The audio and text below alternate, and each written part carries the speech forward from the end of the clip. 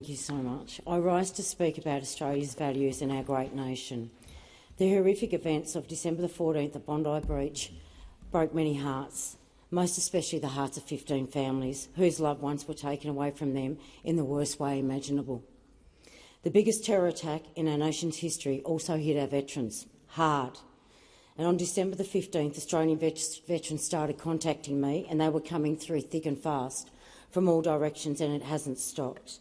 For veterans who served in the wars in Iraq and Afghanistan, the Bondi massacre was triggering for them. I can assure you they are out there shaking their heads in disbelief, but it has put them right back in the war zone of the Middle East. And they're asking one question. Why did we spend 20 years fighting over there, only to see this hatred and violence unleashed on our very own shores? After the 9/11 terrorist attacks by al-Qaeda on American soil, which killed thousands of our American mates, the United States, as we know, launched what the world would come to know as a global war on terror. And this changed the world as we knew it forever. 40,000 Australian veterans served in Afghanistan and Iraq. 47 were killed and hundreds of our veterans suffered injuries both inside and out. These veterans were told that they would, in some cases, pay the ultimate sacrifice to stop terrorism coming to this country. After 20 years of watching their mates die and living with their own battle scars, the last of our Australian veterans came home in 2020. They left behind the Afghan people who had walked alongside them to defeat the terrorists. They left behind Afghan women and girls who they knew that without their protection would be back under the control of the Taliban, not allowed to go to school, not allowed outside with a male escort, and since August 2024, not even allowed to speak outside the home. For our Aussie veterans who served in the Middle East, this is just another insult to injury. It's a moral injury that they will have to carry with them for the rest of their lives. Our veterans were told they were fighting for democracy and peace. Now they must watch their sacrifice and the people they fought so hard for to give them freedom go back to living in the dark ages. When it comes to making decisions about a war in the Middle East, what we do know as veterans is that following orders from this parliament during that 20 years has done absolutely nothing. The only thing you have done from within here is fuel the fire when it comes to terrorism. After December the 14th, the reaction of veterans, and I think a lot of Australians, was heartache and pain. The trauma that all Australians were suffering was not helped by the response to the Bondi massacre by this parliament. Some saw this as an opportunity, unbelievably, as an opportunity to gain ground by playing politics at a time of such national tragedy. Well, I say this to you. Shame on you. It was in stark contrast to the unity and the cooperation, that's right, the cooperation, that Australians saw after a madman killed 35 people at Port Arthur, Tasmania in 1996. Back then, 30 years ago, the parliament, all parties, worked together to fix our gun laws. They put the heart of our nation and its people before politics. And because of that wisdom and courage, Australians got gun law reforms we needed. Division was not the answer. Leadership and political will with unity was the only way through.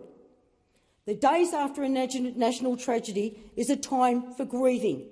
And most importantly, it is a time to find out what happened, how it happened, and why did it happen, and for God's sakes, make sure it never happens again. The lack of leadership from our political leaders in this place not only appalled veterans, it appalled Australians. And as someone watching from the sidelines, as a senator for this country standing right here in front of you, it appalled me. We don't know everything about the horrific events of that awful day at Bondi, but we do know that it was an attack on our Australian Jewish community, on home soil, an attack on our Jewish children. And Matilda was the youngest victim that day. Her Ukrainian parents gave her the most Australian name ever. They moved here for a safer life, to be free from persecution. No child in this country should be afraid to be who they are. No schools in this country should need security guards. I don't care what God they worship, and I don't care what colour their skin is, because they're all our kids. They don't deserve to be chased down by cars or screamed at in our streets. Our children need to be loved and nourished so they can prosper and they can grow. And nobody in this country has the God-given right to put the fear of evil into our Australian children. You have no God-given right. I'm not saying don't teach your culture. I'm just saying don't pass your hatreds on to your children. We have communities in this country that stick in their bubbles, and yeah, that's a damn problem, has been for a long time. But blaming immigrants or Western Sydney for a terrorist attack is not the solution. And bullying our politicians into a corner is not the answer either. Nor is waving other countries' flags and burning our own Australian flag or screaming racist abuse and agitating on our streets will not feed and nourish the innocent starving children on the Gaza Strip, because sadly it is not within our control. It is not within our control. You want to protest? By all means do so. But lead by example and do it peacefully, because that is the Australian way. We are living in unstable times, but Australia is still holding its own. We are a strong and free nation. We must do whatever we can to protect our kids and protect our country and our values. And we're a pretty bloody great country too. We were one of the first to give women the vote and to enshrine in law rights for workers, 8 hours labour, 8 hours play, and for some of us, 8 hours glamour napping time. We gave the world the black box, spray on skin, the cochlear implant, penicillin, and of course who could forget Wi-Fi. It doesn't stop there. Australia also gifted the world the first cancer vaccine and ultrasound. How's that for accomplishments? Not to mention Vegemite, the dual flush toilet. Let's not forget the boxy wine in a box. And don't forget the Hills Hoist, you bloody beauty. We are the 6th biggest country in the world. And hell, we are the only ones in the world that have an island continent to play on all to ourselves. We have resources like iron ore, uranium, gold, critical minerals, resources the whole world wants in abundance.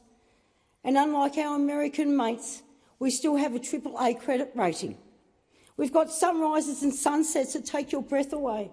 We've got mountains and beaches and farms, and that are the envy of the rest of the world.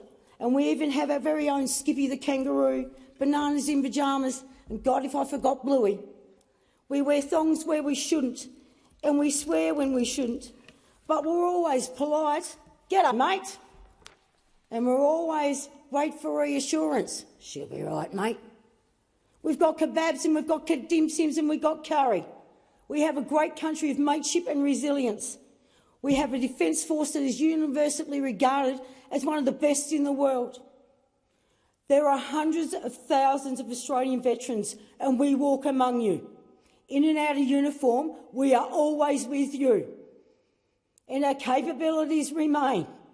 I can tell you people, this country was training us to make Vegemite sandwiches, although we're always obliged to help. They were training us to be killing machines. Ain't that the reality?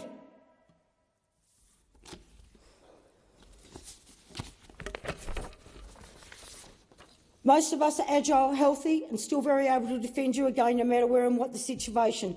And don't forget our Vietnam veterans. God love them, they're always up for the fight. God love our Vietnam veterans.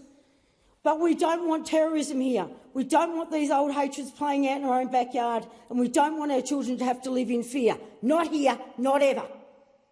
That's not the country we want, because it is not the country that we are. So Australians, all Australians in this place and all other places, let's look for solutions, not fights. Let's look for answers and not criticism. And let's not repeat hateful stuff in front of our children. And if any time a nation needs to dig deep into its heart for calm on our streets and peace in our lives, well, I tell you, that time's here. It's right in front of you, so dig deep, But leave that peace on our streets. Dig deep. Senator Green. Thanks, Acting Deputy President. It's good to have you back, Senator Lambie, and thank you for that contribution.